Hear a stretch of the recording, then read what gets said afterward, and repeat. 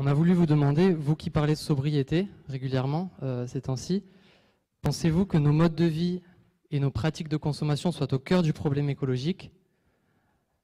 Et si oui, comment les faire évoluer tout en défendant une hausse du pouvoir d'achat dans votre programme? En d'autres termes, redistribution faite, on aura partagé la responsabilité du problème écologique, mais on n'aura pas réglé le problème. Comment concilier donc impératif écologique et hausse du niveau de vie, du pouvoir d'achat qui est d'ailleurs défendu dans votre programme? Bon, d'abord, vous avez raison, tout ce que vous dites correspond à mes yeux à des problèmes qui existent. Sinon, je vous le dirais, hein, je dirais non, vous êtes planté, c'est pas ça le sujet. Mais c'est clair qu'on ne peut pas changer ce qu'on doit changer pour qu'on arrive à maîtriser la situation si on ne change pas nos manières de vivre. Mais nos manières de vivre ne sont pas la cause numéro un, ou plutôt, oui, c'est la cause numéro un, mais pourquoi vivons-nous comme ça? Parce qu'on y est incité, parce que tout le système a besoin d'une accélération permanente du cycle argent, marchandise, argent. C'est la nature même du capitalisme. Mais même si je laissais de côté le système capitaliste, je vous dirais que la prédation qu'il exerce sur la nature n'est pas la même quand on est au capitalisme naissant, 1850, il y a 1 milliard d'êtres humains. Le capitalisme du lendemain de la guerre, on est 2 milliards, et le capitalisme aujourd'hui avec 7 milliards. 7 milliards, tout le monde comprend que quelle que soit la façon de produire et de consommer, ils consommeront et ils prendront sur la nature davantage qu'à 200 000 ou à 1 milliard. Donc, indépendamment du régime de production, d'échange et de consommation, la question du nombre des êtres humains est un paramètre à prendre en compte pour s'auto-réguler. Comme il ne s'agit pas d'aller massacrer les gens pour les faire disparaître pour qu'on soit moins nombreux, encore une fois, il s'agit de s'adapter à la réalité. Si nous sommes plus nombreux, eh bien, nous devrons vivre différemment. Nous ne pouvons plus continuer à vivre dans l'illusion que le progrès pour tout le monde, c'est les niveaux et les formes de consommation qui sont celles de nos pays avancés. C'est impossible. Impossible. On ne peut pas continuer comme ça. Hélas, la forme d'un système économique, l'organisation sociale au sens vie collective des êtres humains, fait qu'ils ont les plus grandes difficultés à changer les modes de vie qui leur semblent être liés à la nature elle-même. Ça a toujours été comme ça. Pour ceux d'entre vous qui ont vécu un peu en zone rurale, hein, souvent c'est ça qu'on entend dire. Ah ben on a toujours fait comme ça. Pourquoi on ferait autrement puisqu'on a toujours fait comme ça? Et le conservatisme souvent est ancré dans la bonhomie de la reproduction de ce qu'on a connu et qui a été favorable. Ce n'est plus possible. Donc vous avez raison de dire, il y a une contradiction qui apparaît. Si M. Mélenchon, vous voulez développer le pouvoir d'achat, qui va développer la consommation, qui elle-même va développer la production. Tout dépend ce qu'on consomme, tout dépend ce qu'on produit et comment on le fait. Il y a des productions qui sont destructrices. Nous sommes obligés de décarboner l'appareil de production. Et on n'est même pas sûr que ce soit efficace. Parce que l'inertie du changement, elle existe. Notamment dans le climat. Comme c'est un système métastable, c'est pas vous que je vais apprendre ça dans une école d'ingénieurs, comme c'est un système métastable, il est toujours à la limite de l'équilibre et une petite cause peut produire un dérèglement général de tout le système. On est dedans. Le changement climatique est commencé et il est irréversible. Il est irréversible. Bon sang, comment il va falloir le dire pour qu'un certain nombre de gens arrivent à le comprendre. Donc maintenant, il s'agit d'organiser les sociétés sur 2 axes. Empêcher qu'on franchisse de nouveaux seuils de dévastation, qui rendraient les choses encore moins maîtrisables qu'elles ne le sont aujourd'hui. Et puis, deuxièmement, passer à d'autres manières de produire et de consommer. Alors, dans ce qu'on fait aujourd'hui, on a dit décarboner, primo, déplastifier. Alors, dit comme ça a l'air de rien. Mais il faut le faire, parce que notre vie quotidienne est faite de milliers d'objets dont nous avons pris l'habitude. Et notamment, nous avons pris l'habitude du jetable. Figurez-vous, quand sont arrivés les premiers rasoirs jetables, je vous jure, tiens, j'ai oublié d'ailleurs ce matin, on s'est regardé comme ça en disant un rasoir jetable, qu'est-ce que ça peut bien être? Maintenant, qu'est-ce qui n'est pas jetable de toutes les choses qu'on utilise? Le jetable, c'est un gaspillage monstrueux.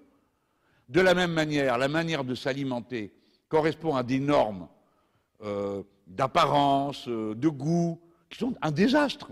Parce qu'on sursucre les affaires, si bien qu'un instinct qui était autrefois un atout, Parce que les chasseurs-cueilleurs errants qui arrivaient à bricoler une ruche, bah, ils étaient en meilleure situation que ceux qui n'en avaient pas. Mais le même instinct qui vous pousse vers le sucre est devenu un instinct morbide, d'où épidémie de diabète qui va croissant dans le monde entier, dans notre société ici, et d'obésité, développant les maladies cardiovasculaires, enfin vous connaissez tout ça.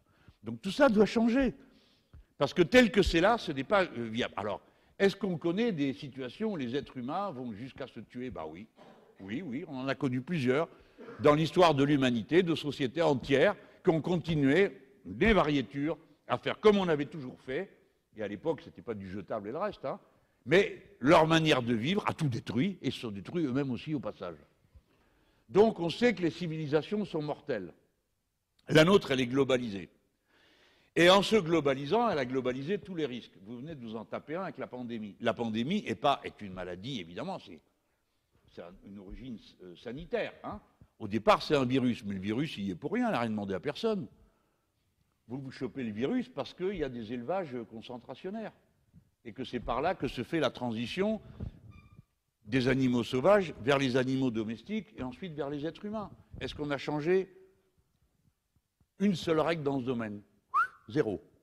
Les élevages de visons sont apparus dangereux, les Danois ont tué tous leurs visons, tu parles d'une trouvaille, 200 000 visons, et nous en France on a dit oui, on va le faire, puis après on a dit pas tout de suite. Alors c'est pour 2023. Et là-dessus, on n'avait pas fini avec les visons que commence la grippe aviaire, et ainsi de suite. Toujours les mêmes causes. Elles ne sont pas autres qu'écologiques et sociales. Elles sont écologiques, c'est parce qu'on a détruit l'habitat naturel. Elles sont sociales parce qu'on le fait pour faire des élevages intensifs, pour amener de la nourriture à bas prix, etc., etc. Donc, c'est toute une chaîne dans laquelle le social, l'économique et le modèle d'accumulation sont à mettre en cause. Ou vous le mettez en cause, ou vous mourrez. Point. Alors, est-ce que le choix exige? J'en sais rien. Moi, j'essaye de dire on peut faire autrement, on va faire autrement. C'est pour ça que je vous ai dit au début, vous allez être mis à contribution.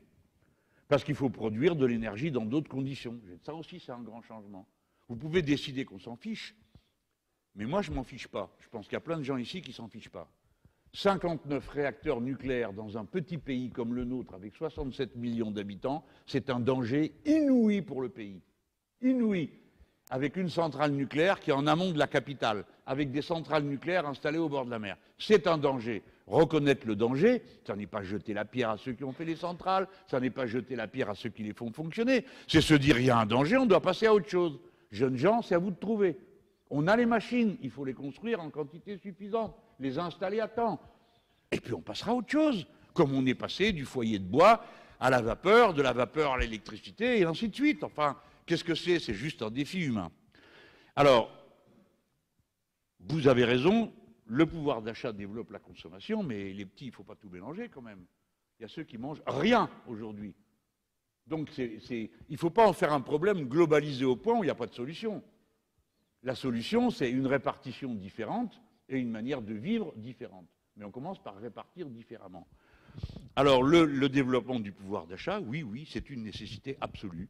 Et développer le pouvoir d'achat, comment vous faites? En changeant la répartition entre capital et travail. Vous avez le droit de ne pas être d'accord, mais c'est une solution qui existe. Je redis, vous avez le droit de ne pas être d'accord, de penser que ce n'est pas un truc viable, que le marché est un régulateur bien plus efficace que ce que je raconte moi, qui est pour une société d'économie mixte. Mais c'est une solution et elle est sur la table, en changeant le curseur de la répartition. Parce que je continue à penser, je pense que c'est une situation profondément anormale que 26 personnes aient un capital supérieur à la moitié de l'humanité. Voilà, je trouve ça anormal et c'est source d'une tension et d'une violence sociale qui sera un jour ou l'autre déflagratrice, mais qui de toute façon se paye aujourd'hui par une violence terrifiante, celle que subissent ceux qui n'ont rien. Parce que c'est une violence qui leur est infligée. Et une grosse violence. C'est eux qui sont plus malades que les autres. C'est eux qui ont plus froid que les autres. C'est eux qui mangent moins que les autres. C'est eux qui mangent des saloperies plus que les autres. Pas parce qu'ils ont choisi, parce qu'ils n'en ont pas le choix, justement. On revient à notre question de départ de l'autonomie et de la liberté du choix. Moi, quand j'augmente les salaires, le SMIC, pourquoi le SMIC? Parce que c'est le seul truc que l'État peut augmenter. Mais quand on augmente le SMIC, on s'aperçoit que tous les autres salaires augmentent. Si votre salaire augmente, vous pouvez vous payer de la nourriture bio. Pourquoi? Parce que l'agriculture bio, ça coûte plus cher que l'agriculture industrielle. C'est aussi bête que ça. Donc, augmenter les salaires, c'est écologiste. Ça paraît pas évident tout de suite, mais si, c'est écologique. Quelle est la personne qui dira « Ah ben entre le risque de choper le diabète et qu'est-ce qu'il va choisir? L'alternative, par la force des choses. Les gens sont mal payés dans les métiers du lien. Je ne sais pas si vous avez vu l'autre soir à la télé, c'était une vraie partie de plaisir. J'explique ça, pareil. Alors il y a le gars qui est au milieu et puis qui dit « Oui, mais alors, monsieur Mélenchon, vous voulez augmenter ?» Déjà, il était mal parce qu'il m'avait dit « Si vous augmentez le SMIC, vous allez faire fuir tout le monde. » Bah, j'ai dit « Bah non, c'est pas vrai ce que vous dites, parce que qui est-ce qui est payé au SMIC? La restauration, le bâtiment. Vous croyez qu'on va aller manger à Hong Kong et revenir ensuite se coucher le soir à la maison? On va construire sa maison et son immeuble à Shanghai? Non, bien sûr que non. Donc c'est pas vrai qu'on fera partir et délocaliser. Ce n'est pas vrai. Dans la métallurgie, c'est 2%, donc c'est rien du tout de SMICard. Mais ça représente un nombre de gens qui correspond à être un volant d'entraînement pour la société. Alors on parlait des métiers du lien. Les métiers du lien, c'est une galère affreuse si vous vous y intéressez. Allez voir le film de Ruffin, il est génial. Hein, et Ruffin et le film. Bon, les pauvres gens qui sont là, ils font le boulot. Alors, vous êtes entre, par exemple, on va dire 8 heures du matin et puis 11 heures. Et puis vous reprenez le boulot à 4 heures. Qu'est-ce que vous faites entre les deux? Vous ne pouvez pas rentrer à la maison. Donc vous laissez les gosses sans surveillance. Donc il y a plein de choses qui se passent comme ça. Et puis, vous allez faire alors 3 heures chez monsieur, là, parce qu'il va pas fort. Et puis 2 heures chez madame, parce qu'il n'y a pas fort non plus. Il faut aller d'un endroit à l'autre, qui s'équipe, et ainsi de suite. Alors le gars, tout d'un coup, il dit « Ah oui, mais dites donc, si vous augmentez leur salaire, les gens qui vont avoir besoin de ce service, il va falloir qu'ils payent plus cher. Ça y est, t'as tout compris. » Ben oui, comme il va falloir qu'ils payent plus cher, il va falloir qu'ils gagnent davantage. Donc la hausse des salaires bénéficie à tout le monde. Et à la fin, elle se diffuse en qualité de vie. Et vous avez, quand vous prenez la petite paye ou la paye intermédiaire, le SMIC, nous on veut le porter à 1 400 €, il y a un multiplicateur. C'est-à-dire pour 1 400 €, ça va produire un multiplicateur 1,3 de valeur ensuite derrière. D'accord? Donc, ça aboutit à ce résultat que la consommation populaire, c'est 53% de la production dans ce pays et de l'échange. Voilà la vérité. Améliorer la vie des gens les rend meilleurs et rend meilleure l'économie. On peut dire, c'est pas vrai. Eh bien, bouffez de la société que vous avez là. Parce que le reste, vous l'avez sous les yeux. Ça fait 30 ans que ça dure. Il faut moins cher, monsieur Mélenchon. Moins cher, moins cher. Ça n'existe pas moins cher. Ça coûte toujours du dégât environnemental et du dégât social. Soit vous prenez en charge ce dégât collectivement, soit vous l'abandonnez. T'es pauvre, eh ben c'est de ta faute. T'es chômeur, c'est la faute du chômeur.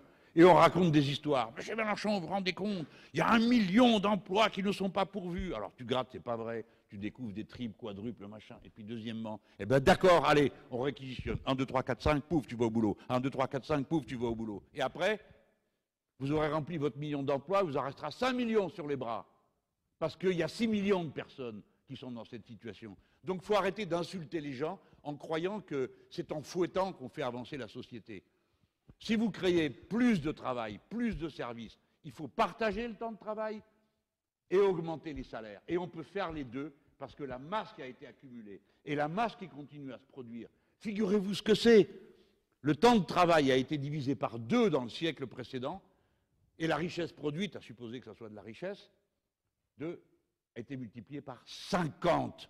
Donc il y a largement de quoi tous vivre bien. Alors évidemment, pas avec des rasoirs jetables et des bagnoles qui crachent le sang là avec le diesel. Bon. Mais il y a moyen de tous vivre, d'être soignés, d'être éduqués correctement et d'améliorer le niveau de vie. Et puis après, il ne vous restera plus qu'à disait que ce qu'il y avait à craindre, c'est que si on diminuait le temps de travail, les gens allaient tellement s'ennuyer qu'ils allaient être névrosés. À mon avis, ils n'ont pas besoin de tout ça pour être névrosés.